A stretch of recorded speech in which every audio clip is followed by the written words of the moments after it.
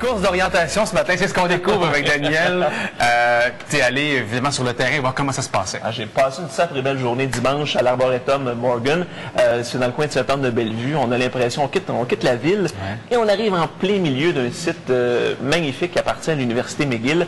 Je vous parle d'orienteering ce matin. C'est une activité qui existe depuis plus de 100 ans. Ça a été inventé par l'armée suédoise qui voulait mettre un petit peu d'originalité dans ses entraînements. Et c'est implanté au Québec depuis 1967. L'orienteering, c'est quoi essentiellement? Ben, il faut faire preuve un petit peu d'activité physique. En fait, il y en a qui poussent vraiment ça à l'extrême. Ils font du repérage de balises en course à pied. Donc, ils font à la marche. À la marche, en famille, voilà. Et il faut faire preuve de débrouillardise parce que ça prend une carte pour s'orienter, ça prend évidemment une boussole et des vêtements adéquats. Alors, je vous invite à regarder le reportage que je vous ai préparé sur l'orienteering. On découvre ça ensemble.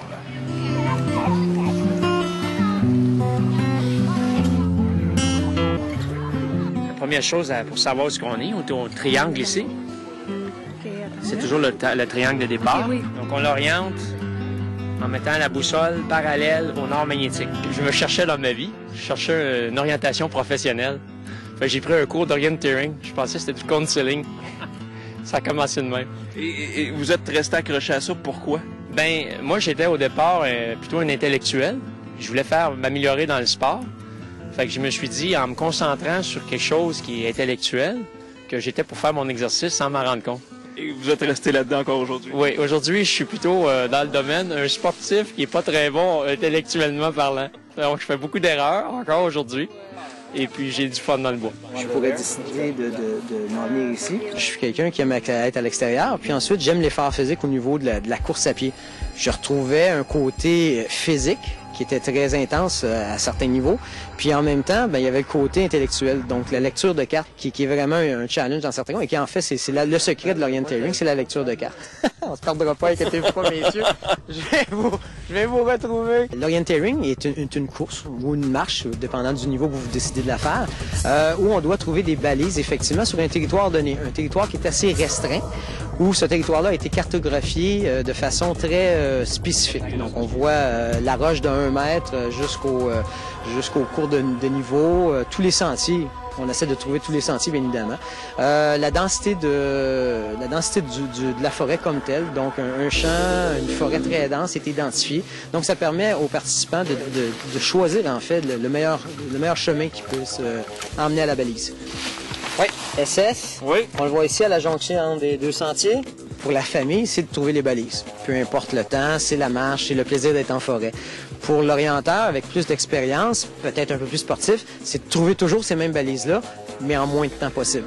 Donc, de faire sa capacité de lecture de cartes le plus rapidement possible avec la composante physique, donc le cardiovasculaire de l'activité. En fait, ça va pour la famille jusqu'au puissant marathonnier.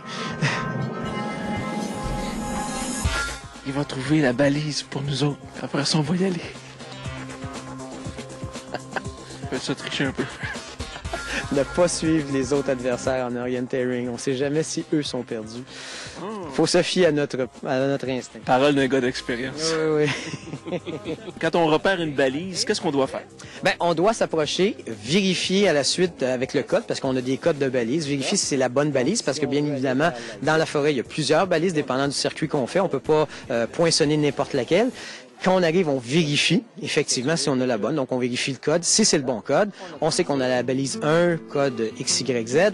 Ben, on le sait, on poinçonne notre carte et on s'en va, on prend notre lecture pour notre 2e balise ou notre 3e balise, dépendant où nous sommes rendus. La personne qui veut tout simplement prendre une grande marche, mais avec un défi peut-être supplémentaire, le performant qui veut pousser au maximum, c'est ouvert à tout le monde, dans un cadre qui généralement est enchanteur ou sinon bien plein air, bien agréable.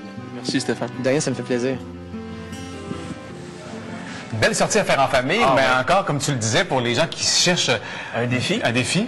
Puis sachez en passant que ça se pratique également l'hiver. Il y a des sentiers de ski de fond qui sont adaptés. On peut le faire en raquette. C'est sûr que l'hiver, par contre, on peut suivre un petit peu plus facilement les traces. Pour trouver les balises, ça devient un petit peu plus facile. Mais ceux qui ont été interpellés par le reportage, la prochaine épreuve d'orienteering va avoir lieu ici même, pas loin à Montréal, au parc du Mont-Royal, le 2 novembre, avec le club des Ramblers. Alors, si ça vous intéresse, allez voir sur notre site Internet ou sinon au www.orienteringquebec.com. pleinair.ca. Et si vous avez des suggestions d'activités plein air à nous suggérer, bien, envoyez-nous-les. Ben oui. Ça va nous faire plaisir de les partager puis peut-être de l'expérimenter avec vous. Il y a plein de découvertes comme celle-là qu'on peut partager avec vous. On envoie Daniel sur le terrain, il s'amuse avec vous à part ça. Vers 11h ce matin, le site Internet sera mis à jour et toutes les informations y seront. Vous pourrez les trouver pour le rendez-vous du 2 novembre. Merci Daniel. Merci Gino. Prends-tu une boussole pour retourner à Non, je vais trouver mon chemin. Ah oui?